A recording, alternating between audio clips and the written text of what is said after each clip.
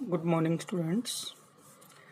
कल हमने सॉल्यूशंस का इंट्रोडक्शन डिस्कस किया था। अब हम उससे नेक्स्ट टॉपिक पे चलते हैं।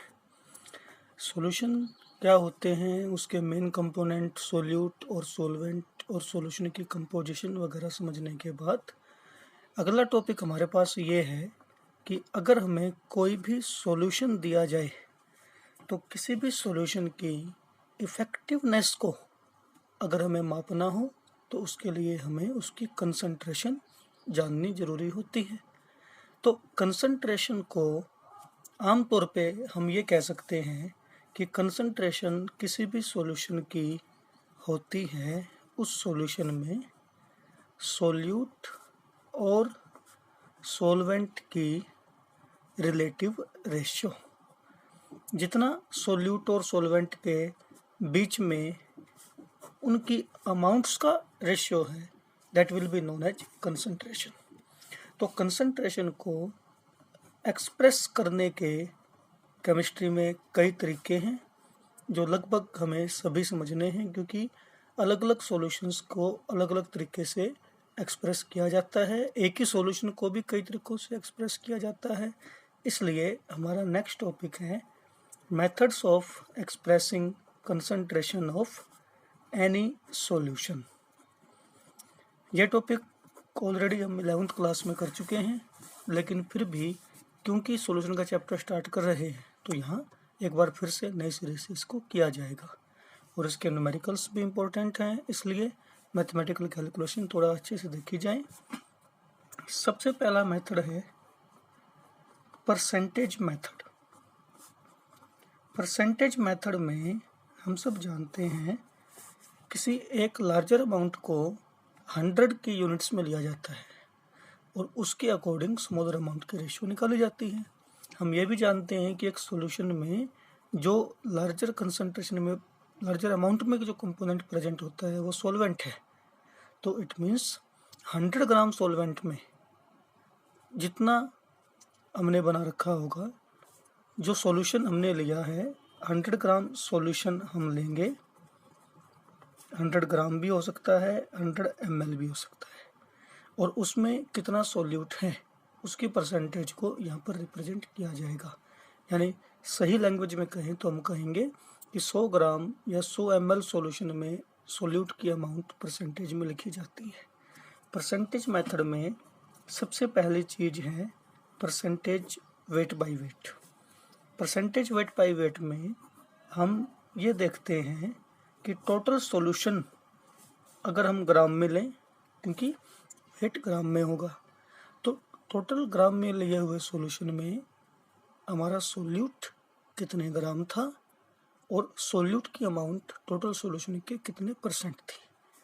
इसलिए इसका फॉर्मूला बनता है amount of solute in gram divided by amount of solution in gram multiply by 100 to convert it into percentage.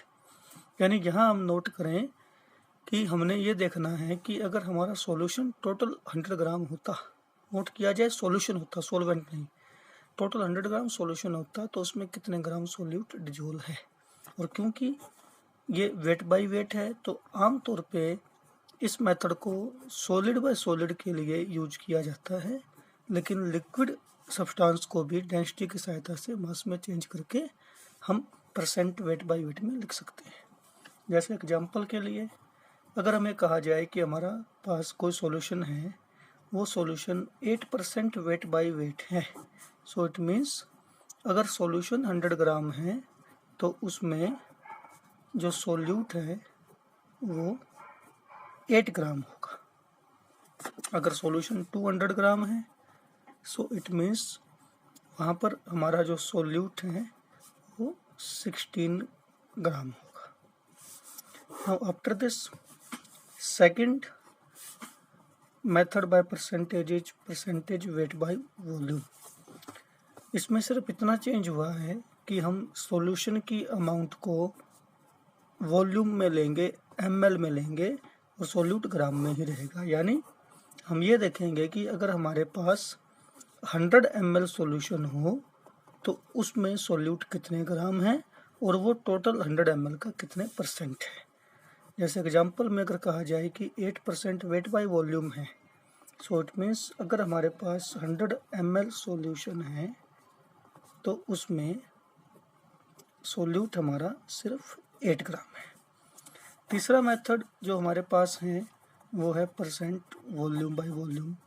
इसमें सोल्यूट की अमाउंट भी वॉल्यूम में रिप्रेजेंट की जाएगी ml में, और सॉल्यूशन की अमाउंट भी वॉल्यूम में रिप्रेजेंट की जाएगी।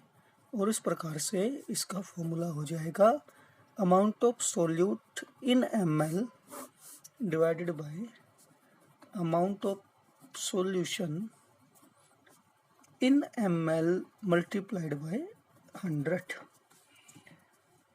जैसे अगर हमें कहा जाए कि 8% वेट वॉल्यूम बाय वॉल्यूम है, सो उसका मतलब होगा कि 100 ml अगर हमारे पास सॉल्यूशन हो तो 100 ml सॉल्यूशन में सोल्यूट सिर्फ 8 ml है। तो ये पहला मेथड था जिससे हम किसी भी सॉल्यूशन की कंसंट्रेशन को एक्सप्रेस कर सकते हैं, percentage weight by weight, percentage weight by volume and percentage volume by volume. लेकिन आमतौर पे हम ये पाएंगे कि केमिस्ट्री में इस मेथड का ज़्यादा प्रयोग नहीं किया जाता। इस मेथड का ज़्यादा प्रयोग आमतौर पे फार्मास्यूटिकल मेडिसिनल सॉल्यूशंस के लिए किया जाता है।